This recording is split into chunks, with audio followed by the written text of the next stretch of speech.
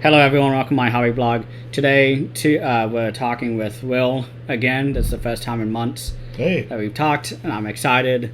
We're catching up. We're not really going to adhere to a single prompt or anything. We're just catching up here. We thought it'd be fun to compare and contrast different labels that have been, releasing stuff. Severin, Vinegar Syndrome, Criterion, everyone. I think it's going to be really hard. I don't know about you, because they've all been wonderful. Tough to rank. There's never been a better time to be a cinephile, a film obsessive. But I guess the real difficulty of being a film obsessive right now is selecting, deciding what to watch, what to spend your money on, trying to increase your exposure to different kinds of films. But it's a lot better than the old days when you didn't have that many choices. Yeah, bad VHSs that only had the movie and it was in awful quality. Now we get 4Ks of the most bottom of the barrel movies with documentaries and interviews. Yeah. And have we talked about this before? I'll go ahead and say one thing political. I don't understand the VHS nostalgia. Me neither. Yeah, I've talked about it too. At no point was that adequate viewing. Pictures cut off. I know a lot of people talk about how when they were kids they would watch horror movies, and the fact that the pictures were kind of dark and muddy made it scarier for them or more visceral. Don't let nostalgia ruin your enjoyment and appreciation of film. You don't want to watch Dario Argento in a full frame video cassette. Herschel Gordon Lewis, okay, fine. But I prefer my Blu-rays of Herschel Gordon Lewis as well, because the man made great commentaries, far better commentaries than his books, or than his movies. The restorations, and I gotta just give credit to all the people who work on securing and restoring these films, because especially genre-focused folks like Severin and Vinegar Syndrome and Arrow have been putting out stuff that I never thought would see the light of day, and they look amazing, they sound amazing. The supplements have been even films that I thought I knew just about everything about. I'm learning new things. So actually, you know what? I'll highlight one. I'm going to highlight a movie that is terrible. A movie that is terrible I don't recommend. But this is why I think it's important. Vinegar Syndrome recently put out a film that was licensed by Troma back in the 80s, 1984's Girls' School Screamers. And this movie is not good. It's not entertaining. Maybe a little, but definitely have some beers, okay? So the best thing about it is the making of documentary that comes with it. It's the director and many of the actors and crew who are still with us described the experience. And basically, the director loved movies, especially 50s and 60s B horror movies, and decided he wanted to make one. And raised $100,000 from his friends, making small donations. Got his family together, went up to NYU Film School to ask students if they wanted to work on a 35mm production, and because it was a 35mm feature-length production, he got a pretty good crew, and they made this movie. And again, it's not good. But what you're reminded of, and I think is really important for film theorists and film scholars to remember, and the director points this out, nowadays, you can make a feature-length film with your phone. It might not be good by any definition of the word, but you can make a feature-length film with your phone. 1984, you have to get a 35mm camera, which is heavy. You got to lug the thing around. You got to raise money to buy actual film stock. Each night you got to send that film stock to the lab, pay to get it developed, watch the dailies, physically cut the film strips together. And the fact that any film gets made at all is an unbelievable feat. You know, most novels and poems and songs have never been distributed either. But they're also a lot easier to write. To make a film, even if it never gets seen, and most films don't, is an unbelievable labor of love. And the fact that a movie like Girls' School Screamers is still being discussed 20-some years after it was made is a historical footnote worth remembering on its own. So that's my spiel. Well, just to add on to that, I saw another Vinegar Syndrome one recently that's exactly the same, called The Lamp, which is a recent release. Loved The Lamp. I love the creature design in it. I'm not even going to talk about it on my channel because I didn't like the creature. Go ahead. Oh, I liked the creature. I didn't like anything else really. But on the documentary on it, they talked about how just how much they struggled to make the movie. Yeah. They made like a 20-foot animatronic for the creature. I know, it was amazing. It was awesome, and the director and his wife is sitting there. They're like 70 years old. So cute. And they're like, we didn't know anyone knew about this. Yeah. You guys called us up one day and you wanted us to do a 4K restoration. And we forgot about the movie. We haven't seen it since theaters. And the movie is terribly paced, and it seems like... I think that was my issue. It doesn't have any of the... It doesn't seem like they really understood how horror movies work narratively in terms of their structure and their rhythm and everything. A kill every 12 minutes, I think someone, Friday 13th, said, one of the producers. Yeah. So you must have a kill every 12 minutes or whatever. But the thing about that movie, though, is it's so goofy, and then there are like 4 or 5 scenes that come out of nowhere that are indescribable, right? Like the racially charged fight in the high school. Like, where did that come from? Oh, yeah, and the teacher does kung fu on the student. The teacher does kung fu. The poisonous snake attack on the young woman who's inexplicably taking a bath in the basement of a museum. The Saw-like death where the guy's head twists. I mean, it's... That was straight out of Saw. Saw 3, actually. It needs to be seen to be believed. The Lamp is one of the most unusual movies I can remember seeing, and as a person who seeks out unusual movies, that's saying something. Probably won't ever watch it again. That was my feeling too, but I'm not getting rid of it either. Oh yeah, that's staying on the shelf. I'm definitely gonna because Spooktober is coming up soon, my 31 days of horror. Yeah. Oh, that's. And I'm definitely gonna unleash some bad horror films on my dad when he wants to watch it. The Lamp is definitely something I would show a friend. Say, okay, you want to see something? Look at this shit. Want to make me ruin your night and leave you confused? Here you go. I mean, if I was going to ruin a night, I'd show them Love Actually or some crap like that. But or a Cardona film. I've been dipping into that box set. Not good? It's so bad. I watched movie 1 and they have Donald Pleasance playing a Nazi doctor, which is fun. That tracks. But that's 5 minutes of screen time, and the rest is them on a boat in the Amazon, being watch out for those savages, and they're all played by Italians.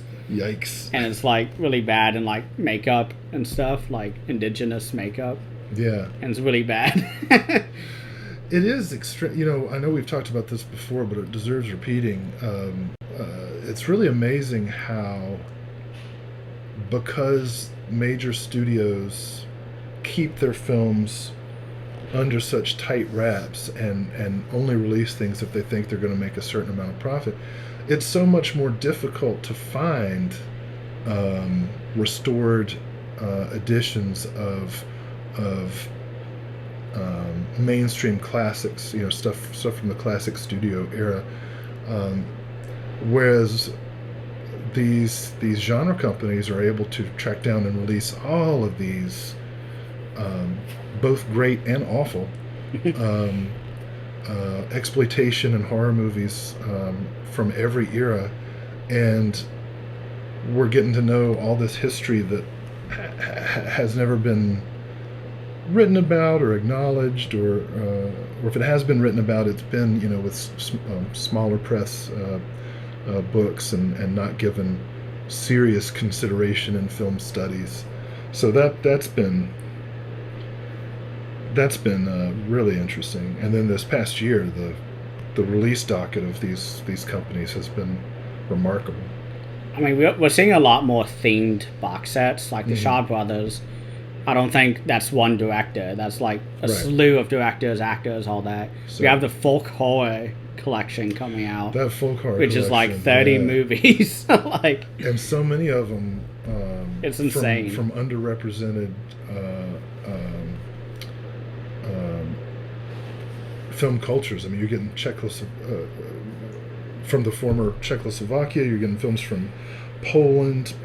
I think Serbia was on that list. Yeah, I mean, there's Criterion hasn't released much like in those countries, let alone Severin. Like maybe VIY is the only one that I know of. Yeah, and that's in that collection too. It is. The Criterion streaming channel has been great about really exploring underrepresented countries' film industries. Like there's a whole series now on Tamil films, and I had to look up. I wasn't sure of the geography there. And so that's been really great to have that outlet. Streaming channels like Shudder and Criterion, who were able to stream films that they might not necessarily be able to develop physical copies of because of cost effectiveness and so on. There's just not enough time. I really need to renounce my family and friends and shove an IV into my arm and just give myself a couple months to catch up on things. Yeah, it's so funny because now that I've started the Withering Watch Pile series, where me and a friend Leon go through a watch pile and just try to get through it and find good movies. Like, my watch pile is now going smaller, and I have like a bunch of movies coming in. I have all the Arrow 4Ks that they keep announcing. Each one is amazing. I forgot that they did Legend, which I kind of want, just for the director's cut, which I heard is much better. I thought, but the director's cut is not 4K. Oh, is it not? Yeah, there was a problem with the elements. Of course, you know how I feel about Ridley Scott. He would be one of the greatest directors of photography in the world, but don't let him near your script. That's why Alien is so great. He didn't write it. Yeah. It was Dan O'Bannon of Return of the Living Dead. Dan O'Bannon. He's great. I just want more director box sets. Severin is kind of knocking that out, but it's directors I've never heard of and nobody likes.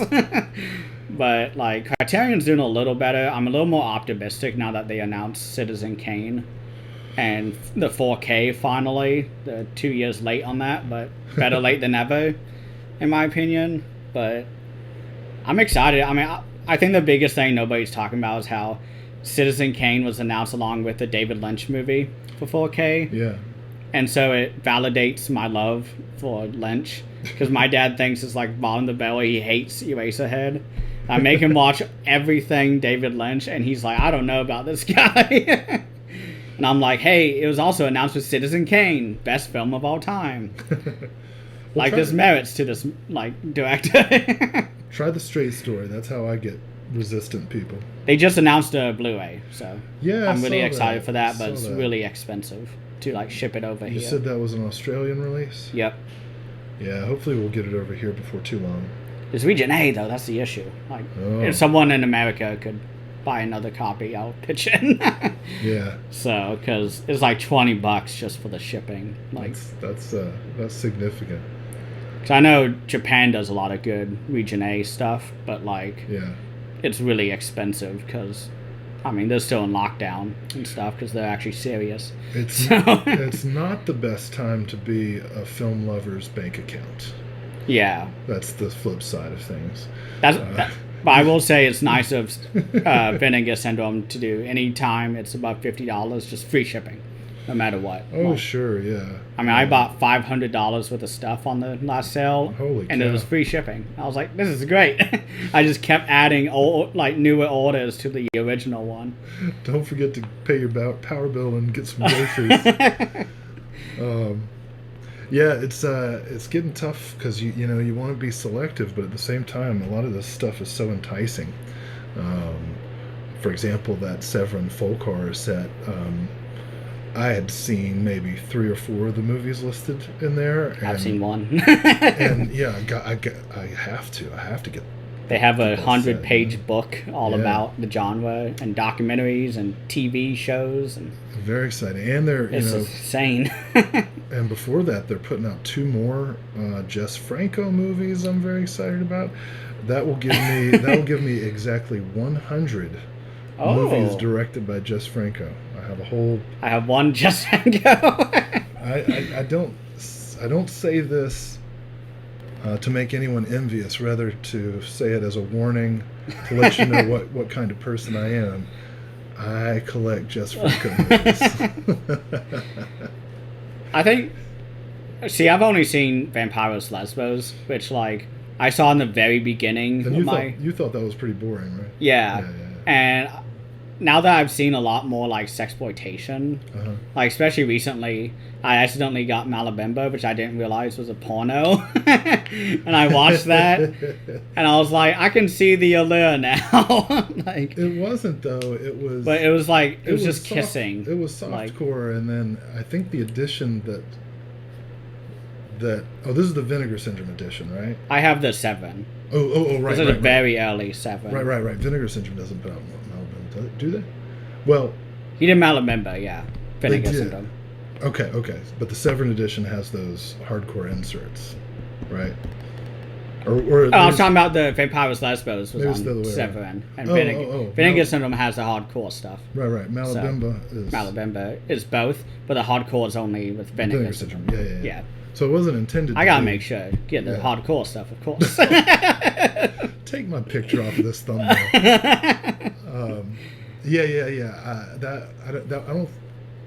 I don't think that was intended by the integrity of the director. Is that an Andrea Bianchi movie? I believe so. Yeah. Oh, yeah. Same as Burial Ground. Yeah.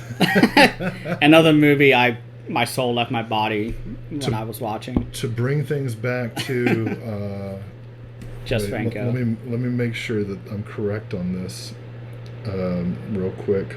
Can have the Jess Franco fun facts if you want. No, this is actually an Orson Welles fun fact. Ooh.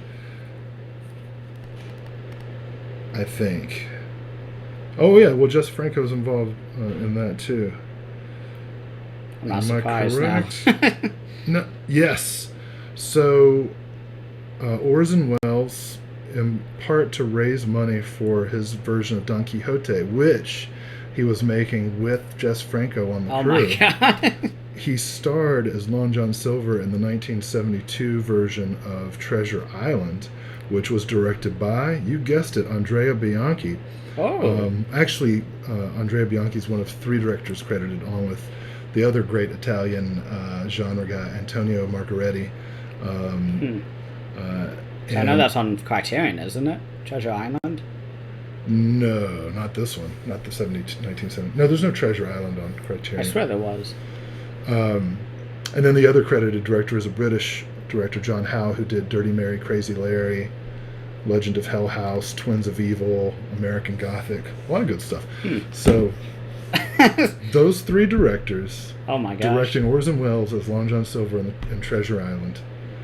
Welles is trying to raise money for Don Quixote, which he never finished, and which Jess Franco finally finished in 1994. Oh wow!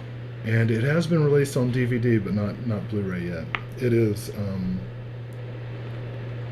hard to watch, but very interesting. That's Don Quixote, not Treasure Island. I haven't seen this version of Treasure Island, but I will. I've seen pictures of him as Long John Silver. That's why I thought, I didn't realize Jess Franco was involved. Andrea Bianchi. Yeah. So you know how they got together, Wells and Franco. Franco's film Rafifi of the City, which is one of the two movies that Severin's about to release, Okay. was a sort of noir film. And when Wells was in Spain or somewhere in Europe raising money for Chimes at Midnight, which Criterion does put out, I know that one. he was shown Rafifi and liked it and hired Jess Franco as second unit director for Chimes at Midnight. So there is one Criterion release that has Jess Franco in the credits. Oh my god. So I never knew he was so well traveled. yeah. There is a connection between the world's greatest filmmaker and the world's most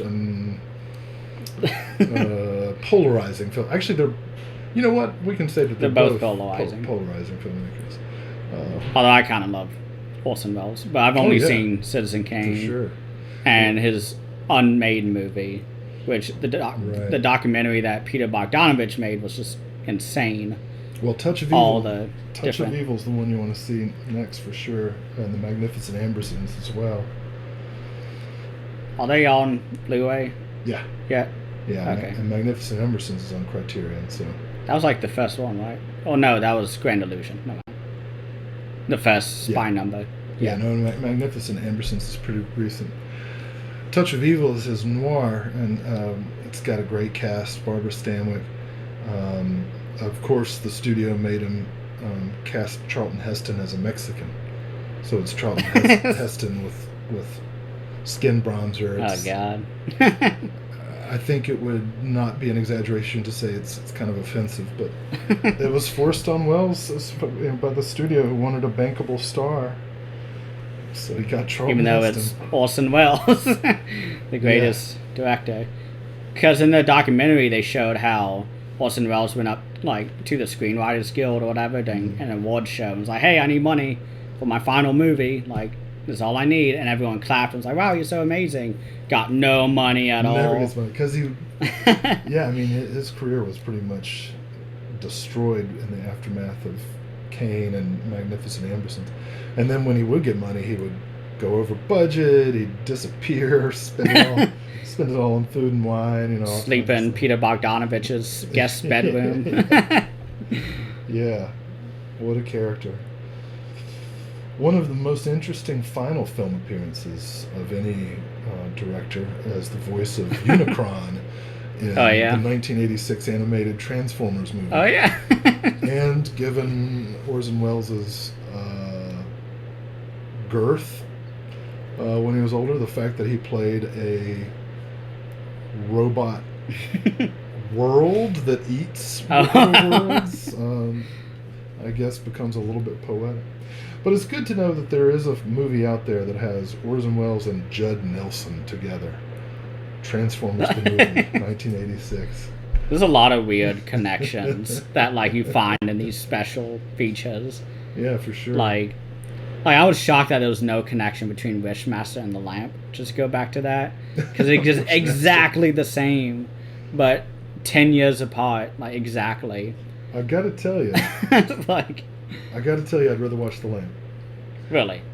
I'm not. I love the effects of the first one is okay. I mean, I've only seen the first one. So. And look, anytime Ashley Lawrence is in a movie, is she the lead? Because no, that's the problem. She's got a small role in the second one, I think. I could be wrong. Feel free to correct me in the comments gently. But, you know, I'll watch a movie if Ashley Lawrence is in it just out of loyalty, not out of weirdness. I just think she's a good actress, and of course I love the first two Hellraiser movies. But I think it's the Wishmaster creature outfit that just seems a little goofy to me, and it just doesn't work for me. It's very black metal. Like... And that's my main issue with Hellraiser too, is that I saw a picture like when I was like 11 or 12, where it was like you going to the horror con, and they immediately go into a metal concert and you don't have to change. Yeah. Like having Pinhead and all the others like standing there in mist. It's like you could be in either location. Yeah. I prefer the Hellraiser movies to a black metal concert, but the first three anyway. I haven't. I've only seen the first one. Oh. I don't have the Scarlet set. I want it though. Well, the yeah, Scarlet box. That's a really great release from Arrow.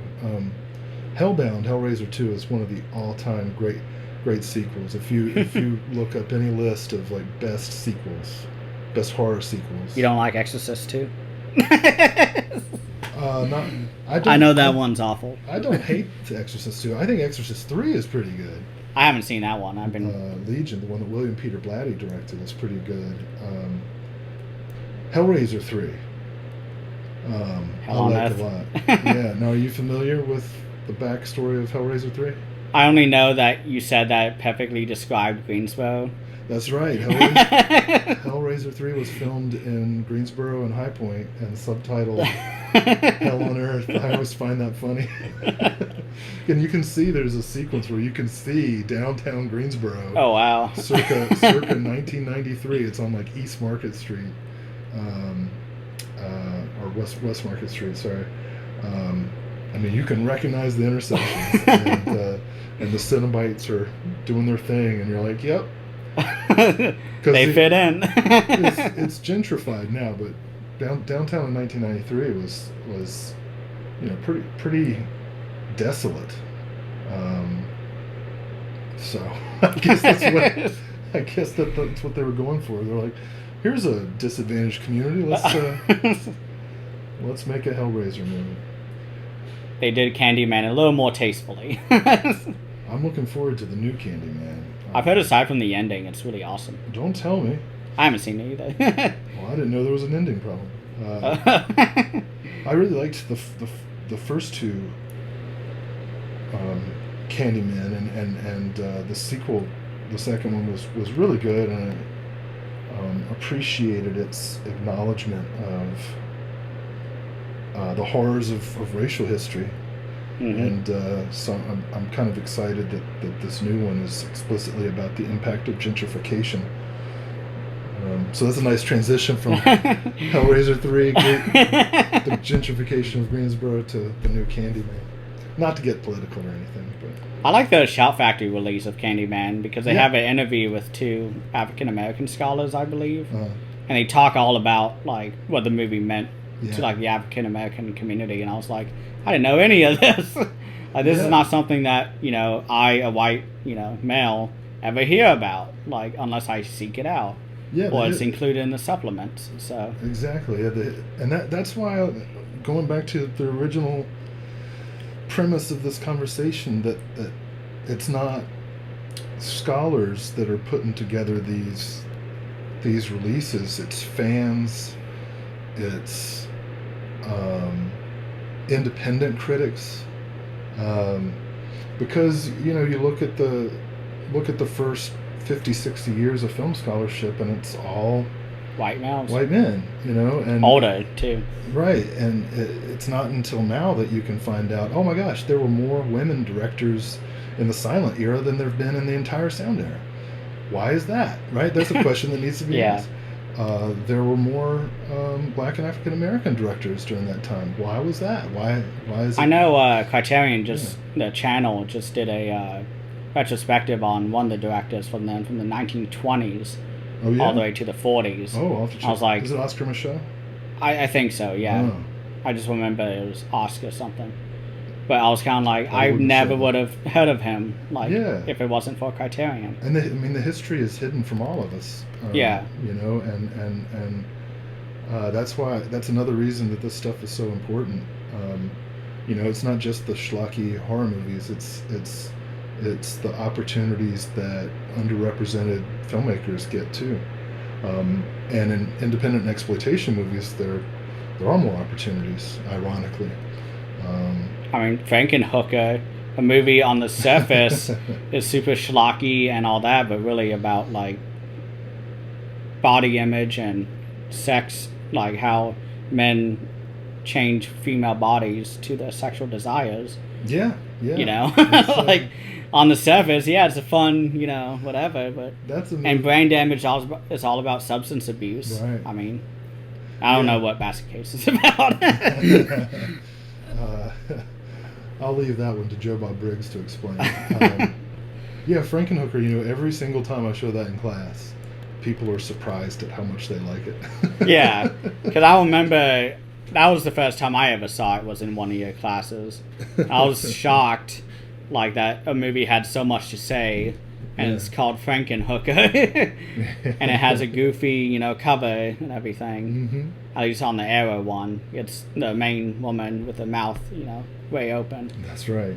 and it had societal commentary. Like, There you have it. Yeah, so all this is, I don't know, I feel like we've talked about things that are important in a wide variety of ways. But I guess I'm just excited about the present and future of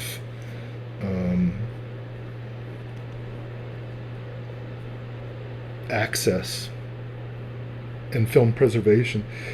Another thing that's really interesting about, you know, major studios is they've been talking about the death of physical media. Everything's going to be streaming, it's been like streaming, 20 streaming. years they've been saying that now.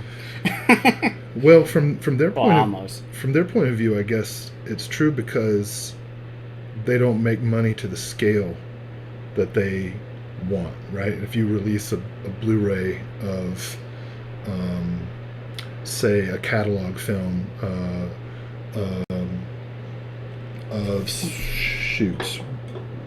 an Errol Flynn film directed by Raoul Walsh, Operation Burma, World War II movie, just came out on Warner Archive. They wouldn't give that a major deluxe edition because it's not going to make money at the scale that a major studio needs it to. But a small operation like Severin or Vinegar Syndrome or Synapse or Full Moon, Trauma, all these, not that they would release an Errol Flynn movie, but they don't need to make profit at that scale. And they're able to release things not so much solely based on profit, although obviously they need to make their money back and a little bit of profit to keep going. But they're able to take more into consideration. And I mean, again, not to get too political, but this is a little thing, right? These are home media companies, but they represent what's possible with an ethical form of capitalism. If profit is not your only motive, you can be more sustainable, you can be responsive to fans, responsive to your audience in general, regardless of what kind of business you're in. If maximizing profits is your only concern, then your decisions are limited to what's going to be maximal, and shit, that cuts almost everything out. Like 99%. Yeah, you know, whether it's something cultural like releasing films or books or music, or something practical like you know, clothing or you know, home products or whatever. So I think, you know, what I'm trying to say here is the whole damn world can learn something about ethics and business models from these companies. And maybe that's why Criterion waited so long to do 4K. Because that they did a lot of studies probably to weigh and contrast. I'm sure. And I mean, 4K is still kind of under debate. Like, is this going to be like 3D and kind of go by the wayside? Is it really worth it, the extra money? I think it is. Yeah, I know you do. I buy every 4K basically from Arrow and Vinegar Syndrome. I'm still on the fence, but I support it. And also, you know, I support the fact, just to kind of keep with this theme, last year there was an article in the New York Times about how Criterion had a blind spot for directors of color, films by filmmakers of color, and they stepped up real fast after that. I remember that. Yeah, it was 100% true. Yeah. And the president of the company, I forget his name, but it's easy to find this article online if you want to look it up. Said, "You're right." Said that selections had been made on their on his personal taste and stuff that they had learned in film school growing up, and they needed to broaden things, and they're doing that. I mean, they're not above criticism, obviously.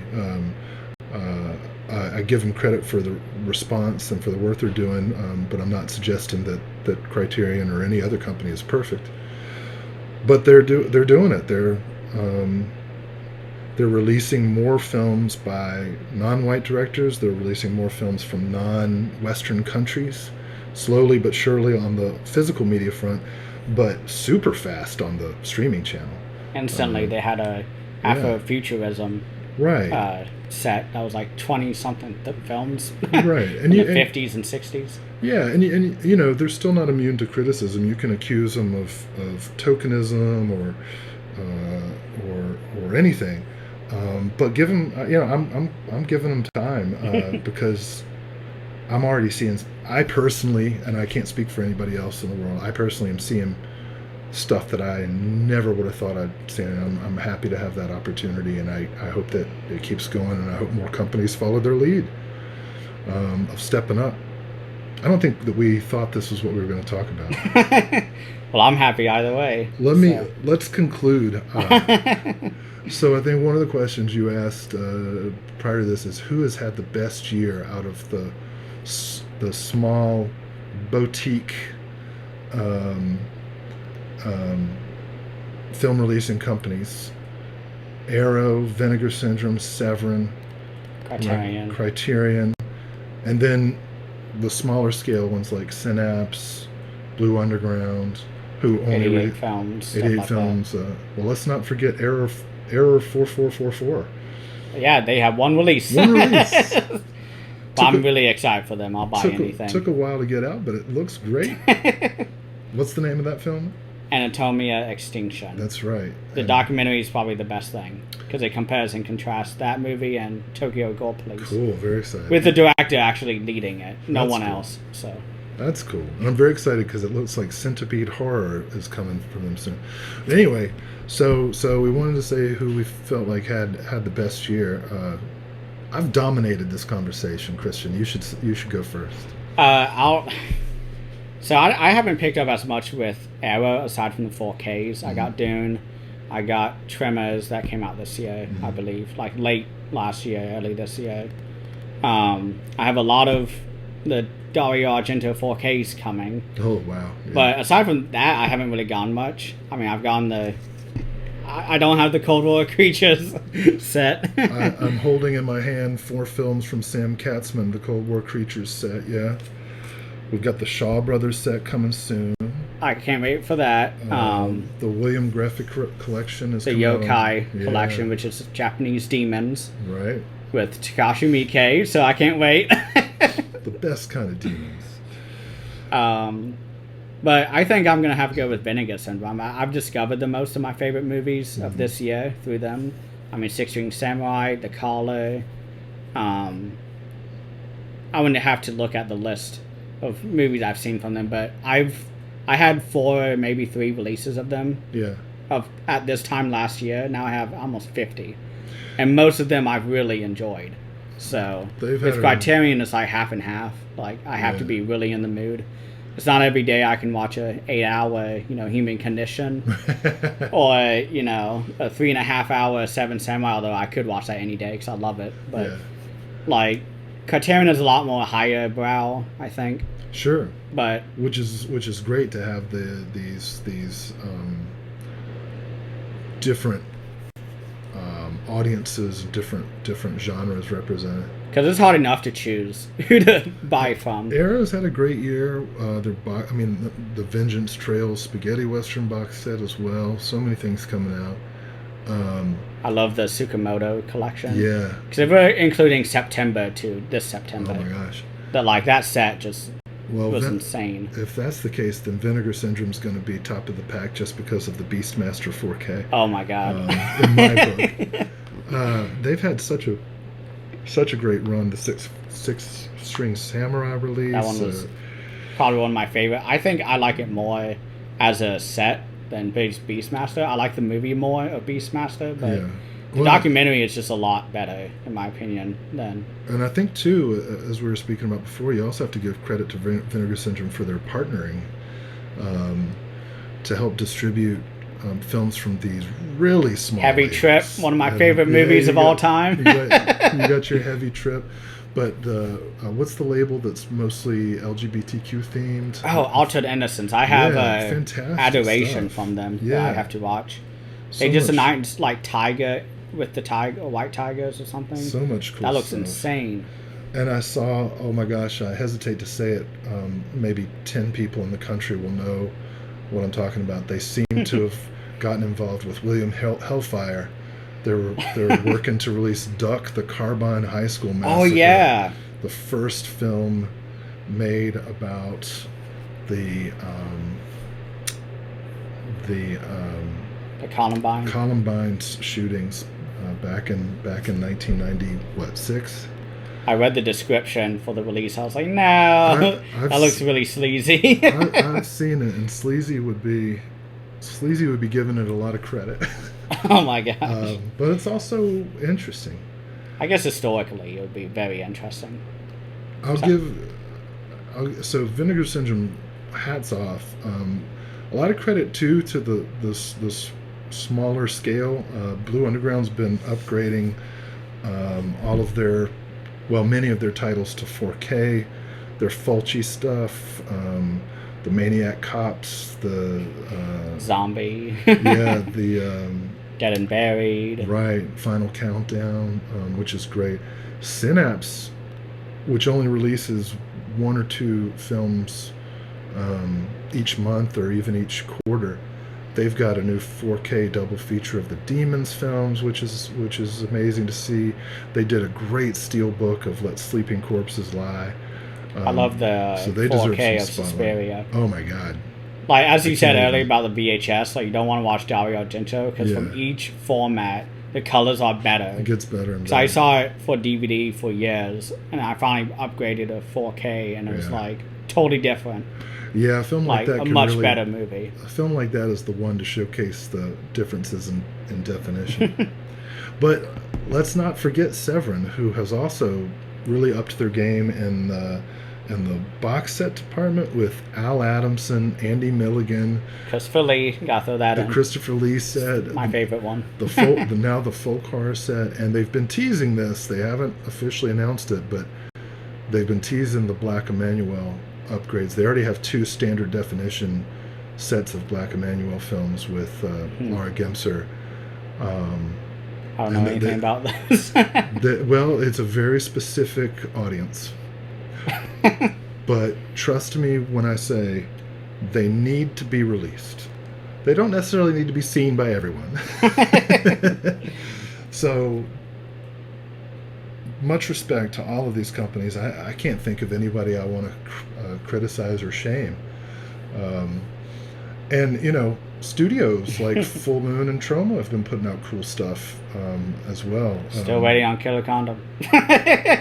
Yeah, hopefully Vinegar Syndrome. I've been waiting years. Yeah. They've been slowly trickling out some Troma produced movies, but yeah, Troma studio last few movies months have been getting some upgrades. There's the nice Return to Nukem High Part 1 and 2. Full Moon's been putting out some stuff that they license, like some Giallo films and some of their classics. You can get Dr. Mordred now. Right, the off-brand Doctor Strange. So that's exciting too. But anyway, I'm gonna have to wrap up. yeah. I look forward to our next conversation, Christian. Although, Yeah. hopefully I'll talk less next time. That's fine. I got excited. I just enjoy being here. But thank you for listening, and thank you for joining me this time. It was a lot of fun.